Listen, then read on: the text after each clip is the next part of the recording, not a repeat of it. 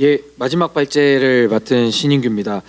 저는 지금 이제 이 세미나 6번을 해 오면서 사실은 이 기회다원주의라는 거를 제가 가장 먼저 말씀을 드렸습니다. 지금 대한민국이 기회가 봉쇄돼 있고 뭐 사다리 걷어찼다 뭐 여러 가지 얘기들이 많은데 하여튼 우리 사회의 역동성을 잃어가고 있는 건 현실인 것 같습니다. 그래서 저는 이 기회다원주의 모델이라는 것을 우리 정치권에서 좀 적극적으로 수용을 해서 더 많은 사람들이 더 많은 기회를 누릴 수 있도록 제도적인 정비가 필요하다, 이 말씀을 드려왔고, 그걸 위해서 제가 두 가지 필요하다고 했습니다. 저는 보수 성향을 가진 정치인 중에 한 명이지만 보수라고 해가지고 우리 공동체 사회 안전망을 반대하지 않거든요. 그래서 저는 이 시대적 변화에 발맞춰서 완벽한 사회 안전망 구축이 필요하다. 그래서 저는 기본소득을 찬성하는 입장입니다. 전 개인적으로.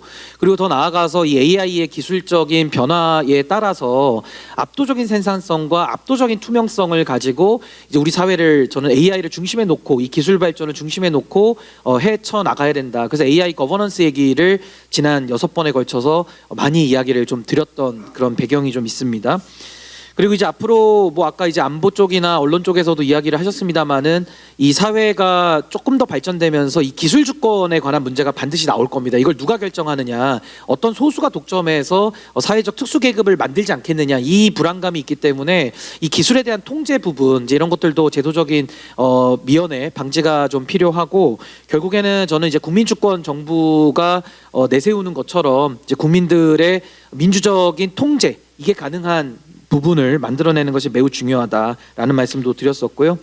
그리고 AI를 활용한 정책, 또 AI 정치, AI 정당, 그리고 AI 행정에 이르기까지 앞으로 우리가 지금 가야 될 길은 굉장히 좀 멀고도 험하다. 그리고 빠르게 변화하는 현실에 발맞추어서 우리 정치권이 좀 변화가 돼야 된다라는 차원에서 오늘은 제가 그동안에 뭐 정당도 만들어봤고 뭐 여러 가지 그 시도들을 하면서 오래 외쳐왔지만 여전히 도입이 안 됐기 때문에 제가 올해를 좀 마무리하면서 또 정치권의 화두를 재차 던지기 위한 그 정치개혁 10대 과제 중에서 시간 관계상 한 6가지만 이야기를 하려고 합니다. 그래서 4가지를 뺄 건데, 그렇다고 그 4가지가 뭐 불필요해서 뺀 건 아니고요. 더 중요한 6가지를 제가 오늘 먼저 좀 말씀을 드리려고 합니다.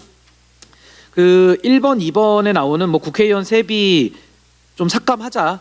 그리고 세비에 대해서도 정량적인 평가를 통해서 지급하자. 이건 뭐 너무나도 상식적인 거기 때문에 이건 도입을 하면 될 것 같고요. 그리고 지역보좌관제 폐지는 사실 대한민국의 지방자치가 지금 발전을 하기 위해서는 지금은 중앙집권적으로 정당에서 옥죄는 것도 있지만은 각각의 지역구 의원들이 사실 지역구라 그래가지고 별반 다른 일을 하진 않거든요. 그러니까 독일 같은 경우는 전국구 비례대표로도 절반 이상을 선출을 하고 있는데 우리는 아직도 지역에 이 메어 가지고 소선거구제로 꽉 틀어지다 보니까 지역보좌관을 이제 배치해놓고 상시적으로 선거운동을 이제 하는 거죠. 그 시구의원들이나 광역의원들을 통해서.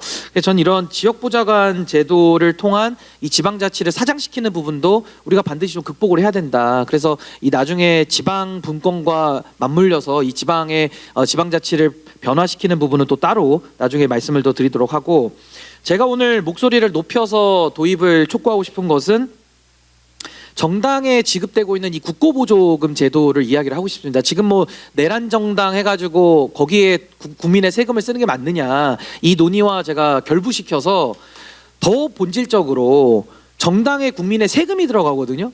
근데 세금이 들어가는데 이런 국고보조금으로 하는 게 맞냐? 전 폐지하는 게 맞다고 봅니다. 아니, 당원들한테 돈을 받아가지고 당원들의 민의를 대변하는 것이 맞지, 국고보조금을 지급하는 건 저는 맞지 않다라는 제 소신을 갖고 있고, 만약에 이 폐지가 너무 과도하다고 하신다면은 그럼 국고보조금을 배분하는 방식이라도 좀 바꾸자. 그럼 어떻게 바꾸냐? 국민 주권 방식으로 바꾸자. 그러니까 지금은 총선을 딱 치러가지고 이제 아무래도 양당이 기득권을 틀어지고 있죠. 그러면은 배분 방식도 의석수를 가지고 배분을 하게 돼 있기 때문에 어마어마하게 기울어진 방식으로 양당 체제를, 이 독과점을 더 강화시키는 쪽으로 가고 있습니다. 그럼 저는 어떻게 했으면 좋겠냐? 지금 이 정치 후원 바우처 제도를 도입을 해서 이 국고보조금을 저는 지금 한 600억 정도, 뭐 선거 때는 더 지급을 하는 걸로 알고 있는데 전 더 늘려도 된다고 봅니다. 방식만 바꾼다면. 그러면 전 국민에게 정치 후원금 바우처 제도를 도입을 해서 뭐 개개인들한테 5만 원도 좋고요. 뭐 여건이 되면 10만 원도 좋습니다. 안 쓰는 분들은 소멸되는 거고요. 그럼 그렇게 해서 국민들이 원하는 의원들에게 그 바우처 안에서 지원을 해도 되고 후원을 해도 되고 내지는 정당에 대해서도 국고보조금을 배분하는 방식을 하자. 그렇게 되면 분기별로 선관위에서 통계만 발표하면은요 앞으로 한국갤럽 같은 훌륭한 회사에서 여론조사 발표를 안 하더라도 어느 정당이 잘하고 있는지는 그대로 성적표가 분기마다 나오지 않겠느냐. 그래서 저는 이런 국민 정치 후원 바우처 제도를 도입을 해서 이 국민 주권의 참 의미를 조금 더 세워나가는 것이 좋지 않겠나 이런 생각이 있고요. 두 번째는 이거 정말 그 기호제도 저는 폐지를 한번 좀 공론화를 시키고 싶습니다. 지금도 보면 1번 당 찍어라, 2번 당 찍어라 이렇게 표현을 하죠. 근데 이 기호제도라는 것이 사실은 정당이 가지고 있는 어마어마한 특권 중에 하나입니다. 그래서 정치가 안 바뀌는 것도 있거든요. 그러니까 그렇게 치자면은 이 기호제도 같은 경우도 기호를 뗀 나라도 있습니다. 뗀 나라도 있고 아니면 이 기호도 매 선거 때마다 추첨을 통해서 공정하게 배분하는 방식도 한번 우리가 고민을 해볼 필요가 있겠다. 그렇다면 이제 1번 당 찍으라 이런 말이 안 나올 거예요. 어느 후보 누구를 찍을지를 이제 국민들이 더 면밀히 살펴서 인물 경쟁력을 가지고 할 수 있지 않을까. 이런 정당의 특권 이걸 내려놓는 이 두 가지를 먼저 제가 말씀을 드리고요. 그다음 세 번째로 이거 원래는 이제 공민권 휴직제라고 제가 이름을 계속 불렀었는데 이게 이제 말이 공민권 휴직제니까 좀 듣기가 조금은 낯설어서 선거휴직제라고 제가 이름을 바꿨습니다. 그러니까 선거휴직제라는 것은 지금 저는 뭐 정치권에 오래 있진 않았지만 이 짧은 기간 활동을 해보면서 느끼는 거는 평범한 사람들이 정치를 할 수 없는 구조를 만들어 놓고 정치 개혁을 외치니까 되는 일이 하나도 없습니다. 근데 제가 말하는 평범한 사람이라는 것은 뭐 직장만 다닌다고 평범한 건 아니지만 보통 우리가 말하는 월급쟁이 어느 소속이 돼서 그냥 평범하게 사시는 분들이에요. 뭐 성향을 떠나서 내지는 그냥 자영업자 평범하게 하시는 분들. 근데 지금 정치권에는 자영업자들만 들어와 있죠. 어떤 직업적 시간을 활용할 수 있는 사람들. 뭐 저도 그 중에 하나일 수도 있습니다. 뭐 개업 변호사라든지 아니면 어떤 사업체를 운영하는 분이라든지 시간으로부터 독립되고 자유를 누리는 사람들만 지금은 피선거권을 누릴 수가 있어요.